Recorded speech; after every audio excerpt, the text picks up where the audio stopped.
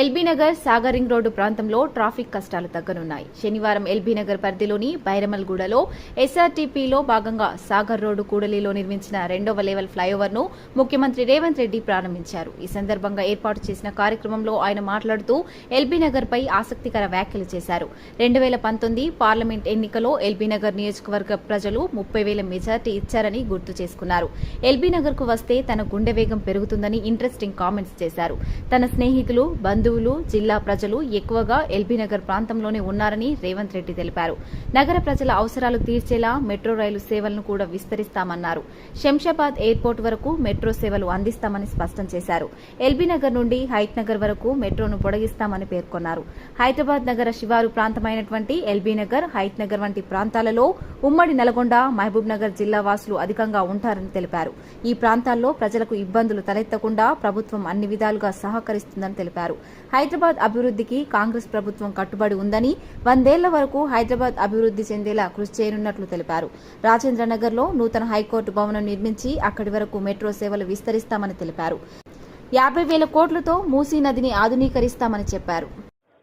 తెలంగాణ రాష్ట్రాన్ని మరీ ముఖ్యంగా హైదరాబాద్ నగరాన్ని దేశానికి ఆదర్శంగా నిలబడే విధంగా అభివృద్ధి పదం వైపు నడిపించే ఆలోచనతోనే మా ప్రభుత్వం పనిచేస్తుంది.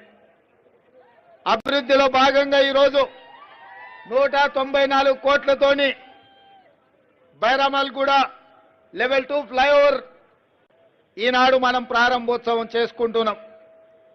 ఇదే కాదు, ఈరోజు హైదరాబాద్ నగరంలో పెరుగుతున్న జనాభా, వివిధ ప్రాంతాల నుంచి హైదరాబాద్కు వస్తున్న జనాభాను దృష్టిలో పెట్టుకుని ఫ్లైఓవర్లే కాకుండా, రోడ్ల విస్తరణే కాకుండా, హైదరాబాద్ నగరానికి కృష్ణా నది జలాలు, గోదావరి జలాలే కాకుండా పేద ప్రజలకు ఉపయోగపడే విధంగా మెట్రో రైలును తీర్చిదిద్దాల్సిన బాధ్యత రాష్ట్ర ప్రభుత్వం మీద ఉన్నది. మరి ముఖ్యంగా ఉప్పల్, నాగోల్, ఎల్బీ నగర్, హయత్ నగర్, ఓవైసీ హాస్పిటల్ నుంచి చంద్రాయన్గుట్ట, అక్కడి నుంచి అంతర్జాతీయ ఎయిర్పోర్ట్ వరకు మెట్రో రైలు నిర్మించాల్సిన బాధ్యత మా ప్రభుత్వం మీద ఉన్నది. అందుకే ఈరోజు నగరంలో పేదలు, అత్యధిక జనాభా ఉన్న ప్రాంతంలో మెట్రో రైలు నిర్మించాలని, గతంలో మెట్రో రైలు నిర్మించింది కాంగ్రెస్ అధికారంలో ఉన్నప్పుడు, ఈనాడు ఫేజ్ 2 మెట్రో రైలు కూడా నిర్మించాలని నాగోల్ నుంచి ఎల్బీ నగర్, ఎల్బీ నగర్ నుంచి ఓవైసీ హాస్పిటల్, ఓవైసీ హాస్పిటల్ నుంచి చాంద్రాయన్గుట్ట, చాంద్రాయన్గుట్ట నుంచి మైలార్దేవుపల్లి, అక్కడి నుంచి అంతర్జాతీయ ఎయిర్పోర్ట్ కు మెట్రో రైలు ప్రతిపాదనలని మనం పనులు మొదలు పెట్టుకుంటున్నాం. అదేవిధంగా ఎల్బీ నగర్ నుంచి హయత్ నగర్ వరకు మెట్రో రైలు మనం పొడిగించాలనుకుంటున్నాం. అదేవిధంగా బిహెచ్ఎల్ వైపు మియాపూర్ నుంచి బిహెచ్ఎల్ రామచంద్రాపురం వైపు మనం మెట్రో రైళ్లు పొడిగించాలని ఇవాళ నిర్ణయం తీసుకున్నాం. అదేవిధంగా గచ్చిబౌలి, రాయదుర్గం నుంచి ఫైనాన్షియల్ డిస్ట్రిక్ట్, అమెరికన్ కౌన్సిలేట్ వరకు అటువైపు నుంచి కూడా మెట్రో రైలును విస్తరించే కార్యక్రమం తీసుకున్నాం. ఇవాళ చాంద్రాయన్గుట్ట నుంచి రాజేంద్ర నగర్ అగ్రికల్చర్ యూనివర్సిటీ దగ్గర హైకోర్టు కాంప్లెక్స్ ను 100 ఎకరాలలో నిర్మిస్తున్నాం. అక్కడి కూడా పేదలకు రవాణా సౌకర్యం కల్పించాలని మెట్రో రైలును అక్కడికి కూడా పొడిగించడం జరిగింది. ఇదే కాదు, ఈరోజు దేశంలోనే హైదరాబాద్ నగరానికి మూసీ రివర్ ఒక పెద్ద వరం. కానీ గత కొన్ని సంవత్సరాలుగా రకరకాల పరిస్థితుల వల్ల మూసీ ఒక మురికి కూపంగా తయారై ఈరోజు ప్రజల ఆరోగ్యాన్ని దెబ్బతీసే పరిస్థితి వచ్చింది. నల్గొండ జిల్లాలో హైదరాబాద్లో కాలుష్యాన్ని తీసుకెళ్లి నల్గొండ జిల్లాలో మూసీ రివర్ కింద వ్యవసాయం ఏదైతే చేస్తున్నారో దాదాపుగా 50-60 వేల ఎకరాలలో పంట పండించుకుంటున్నారో ఇవాళ పంట కూడా దెబ్బతినే పరిస్థితి, కాలుష్యానికి బలయ్యే పరిస్థితి ఉంది.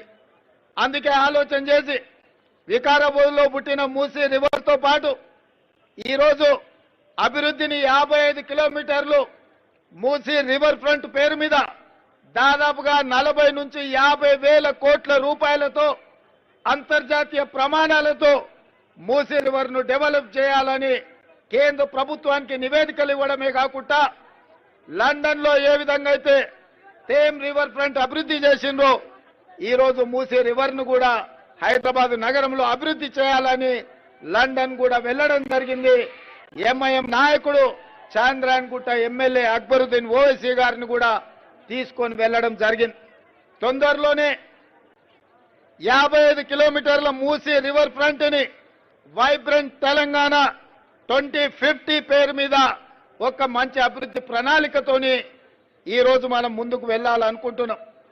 ఇవాళ మీడియా మిత్రుల ద్వారా తెలంగాణ ప్రజలకు నేను చెప్పదలుచుకున్నా, ఔటర్ రింగ్ రోడ్ ఆనాడు కాంగ్రెస్ పార్టీ నిర్మించింది కాబట్టి, అంతర్జాతీయ ఎయిర్పోర్టు నిర్మించింది కాబట్టి ఇవాళ ప్రపంచ చిత్రపటంలో హైదరాబాద్ నగరానికి తెలంగాణకు ఒక ప్రత్యేక గుర్తింపు వచ్చింది. లక్షలాది కోట్ల రూపాయల పెట్టుబడులు ఐటీ కంపెనీలలో వచ్చినాయి. ఇవాళ తెలంగాణకు వస్తున్న ఆదాయంలో 70% ఆ పరిశ్రమల ద్వారానే ఈరోజు ఆదాయం వస్తుంది. అందుకే ఔటర్ రింగ్ రోడ్ వరకు ఉన్న ఈ మొత్తం హైదరాబాద్ నగరాన్ని వివిధ మున్సిపాలిటీలు, మున్సిపల్ కార్పొరేషన్లు, గ్రేటర్ హైదరాబాద్ మున్సిపాలిటీ కింద ఈరోజు వివిధ రూపాలలో గ్రామ పంచాయతీలలో ఉన్నాయి. అందుకే ఈరోజు మా ప్రభుత్వం 2050 వైబ్రెంట్ తెలంగాణ పేరు మీద మాస్టర్ ప్లాన్ ఏదైతే తయారు చేస్తున్నామో, ఔటర్ రింగ్ రోడ్డు లోపల ఉన్న మొత్తం హైదరాబాద్ నగరాన్ని ఒక గొడుగు కిందికి తెచ్చి ఒక బృహత్తర ప్రణాళిక మొత్తం అన్ని ప్రాంతాలలో సమానమైన అభివృద్ధి తీసుకురావడానికి హైదరాబాద్ 360 డిగ్రీస్ లో అన్ని వైపులా అభివృద్ధి చెందే విధంగా, అన్ని వైపులా ఐటీ కంపెనీలు, ఫార్మా కంపెనీలు వచ్చే విధంగా ఈరోజు ప్రణాళికలు సిద్ధం చేస్తున్నాం. అదేవిధంగా ఔటర్ రింగ్ రోడ్డు నుంచి తొందరలోనే రీజనల్ రింగ్ రోడ్డు మనం నిర్మించుకోబోతున్నాం. దాదాపుగా 354 కిలోమీటర్లతోని RRR రాబోతుంది. ఔటర్ రింగ్ రోడ్డు నుంచి RRR వరకు సబర్బన్ తెలంగాణ కింద, సబర్బన్ హైదరాబాద్ కింద నగరాన్ని విస్తరించి రేడియల్ రోడ్స్, అవసరమైన ఫ్లైఓవర్లు కట్టి అభివృద్ధి చేసి నగర విస్తరణకు పూర్తి స్థాయిలో పని చేయాలని మా ప్రభుత్వం ఆలోచన చేస్తుంది. రీజనల్ రింగ్ రోడ్డు నుంచి తెలంగాణ సరిహద్దుల వరకు రూరల్ తెలంగాణ నమూనాను తయారు చేయాలని ఈరోజు మా ప్రభుత్వం ఆలోచన చేస్తుంది. మొత్తంగా వైబ్రెంట్ తెలంగాణ 2050 పేరు మీద మెగా మాస్టర్ ప్లాన్ మొత్తం తెలంగాణకు తయారు చేసి ఔటర్ రింగ్ రోడ్డు లోపల ఉన్న హైదరాబాదును అర్బన్ తెలంగాణగా, ఔటర్ రింగ్ రోడ్డు నుంచి రీజనల్ రింగ్ రోడ్డు వరకు ఉన్న తెలంగాణను సబర్బన్ తెలంగాణగా, రీజనల్ రింగ్ రోడ్డు నుంచి తెలంగాణ సరిహద్దుల వరకు రూరల్ తెలంగాణగా 3 విభాగాలుగా విభజించి 3 ప్రాంతాలను వివిధ క్లస్టర్స్ కింద అభివృద్ధి చేయాలన్న ఆలోచన మా ప్రభుత్వం చేసింది. దీనికోసం ఆల్రెడీ టెండర్లు పిలిచినాం. అంతర్జాతీయ కన్సల్టెంట్స్ వచ్చిండ్రు, వాళ్ళ నియామకం చేపట్టడం జరిగింది. తొందరలోనే వాళ్ళు మాస్టర్ ప్లాన్ మాకు అందిస్తారు. మాస్టర్ ప్లాన్ అందించిన మరుక్షణం ప్రజాభిప్రాయ సేకరణ కోసము బహిరంగంగా పత్రికలలో పూర్తి స్థాయిలో ప్రచారం కల్పించి ప్రజల యొక్క అభిప్రాయాన్ని తీసుకొని సలహాలు, సూచనలు తీసుకొని ఫైనల్ గా మెగా మాస్టర్ ప్లాన్ పబ్లిష్ చేసి తెలంగాణను అభివృద్ధి పదం వైపు నడిపించాలని, రాబోయే 100 సంవత్సరాలకు కూడా ఒక గొప్ప నగరంగా తీర్చిదిద్దాలన్న ఆలోచనతోని ఈరోజు మా ప్రభుత్వం పనిచేస్తున్నది. నిన్నటికి నిన్న చాంద్రాయణగుట్టలో నేను, అసదుద్దీన్ ఓవైసీ గారు మెట్రో విస్తరణ కోసం పునాది రాయి వేసినాం. మేము ఒక పక్కన పునాది రాయి వేసేటప్పుడు కేంద్ర ప్రభుత్వం మీకు అనుమతిస్తున్నామని లేఖ పంపించింది. పునాది రాయి వేసి సంతోషంగా అభివృద్ధి చేద్దాం అనుకుంటే ఒక ఆయన కాళ్ళలో కట్టబెట్టి ఆయన ఢిల్లీకి చెప్పిండంట, ఇప్పుడు అది ఆపండి అని చెప్పి వాళ్ళు అంటున్నారు. మీకు చేయడానికి చేత కాకపోతే మేము చేసేటప్పుడు కనీసం కాళ్ళలో కట్టబెట్టొద్దని వాళ్ళకి చెప్తున్నా. ఇది అధికారిక కార్యక్రమం కాబట్టి ఎక్కువ వివరాలు చెప్పడం లేదు. కానీ హైదరాబాద్లో మెట్రో విస్తరణకు అడ్డుపడుతున్న వాళ్ళని ఈ వేదిక మీద నుంచి నేను హెచ్చరిక జారీ చేయదలుచుకున్నా. హైదరాబాదు నగర అభివృద్ధికి మీరు అడ్డం పడి కేంద్ర ప్రభుత్వాన్ని ఉసిగొల్పి అడ్డుకోవడానికి ఏదైతే ప్రయత్నం చేస్తుండ్రో ఇది మంచి ప్రయత్నం కాదు. ఇట్లాంటి పనులు చేసే వాళ్లకు హైదరాబాదు నగర బహిష్కరణ శిక్ష విధించాల్సి వస్తుంది. మీరు జాగ్రత్తగా ఉండండి, హైదరాబాదు నగర అభివృద్ధికి సహకరించండి అని చెప్పి నేను తెలియజేస్తూ, ఏది ఏమైనా మీరందరి అభిమానంతో ఇంత దూరం వచ్చి ఆ పక్క నుంచి మా అక్కలందరూ కూడా వచ్చిండ్రు, మా తమ్ముడు వచ్చిండు చూసిపోదామని. ఎందుకంటే నేను కూడా గ్రామాల నుంచి ఇక్కడికి వచ్చిన వాడిని, వాళ్ళందరూ కూడా మా చుట్టాల్లో మా దగ్గర ఇక్కడ ఉండేటోళ్ళందరూ. మీ అందరికీ పేరు పేరున మిమ్మల్ని అందరిని వ్యక్తిగతంగా కలవలేకపోవచ్చు. మీ అభిమానం నా ఎంబడి ఉన్నది, మీ ఆశీర్వాదం నా ఎంబడి ఉన్నది.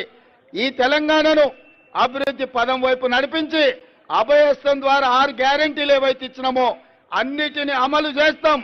ఇప్పటికే ఆర్టీసీలో ఆడబిడ్డలకు ఉచితంగా బస్సు రవాణా సౌకర్యాన్ని కల్పించినాం.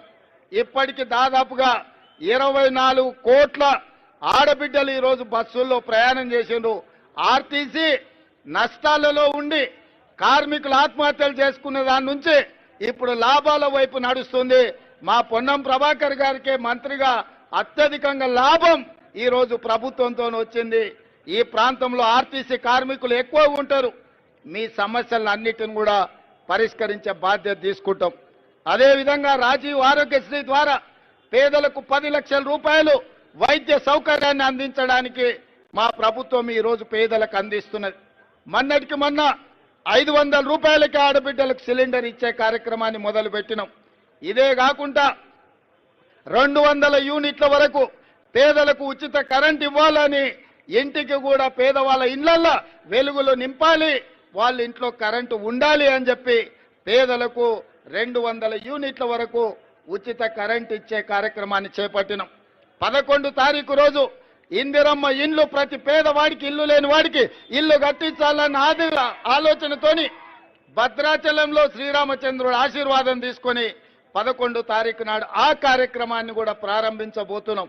అంటే ఏదైతే మాట ఇచ్చినామో ఉన్న సమస్యలను చిక్కుమిళ్లను విప్పుకుంటూ ఒకటొకటిగా పేదలకు ఇచ్చిన మాటను నిలబెట్టుకోవడానికి మా ప్రయత్నం చేస్తుంది.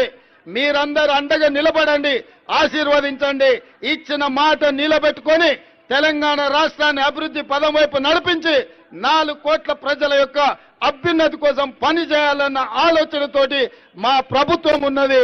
మీరు అండగా నిలబడండి అని తెలియజేస్తూ ఈ కార్యక్రమాన్ని ఏర్పాటు చేసిన అధికారులకు, స్థానిక నాయకత్వానికి అందరికీ కూడా మనస్ఫూర్తిగా అభినందనలు తెలియజేస్తూ మీ అందరి దగ్గర సెలవు తీసుకుంటున్నా. జై తెలంగాణ.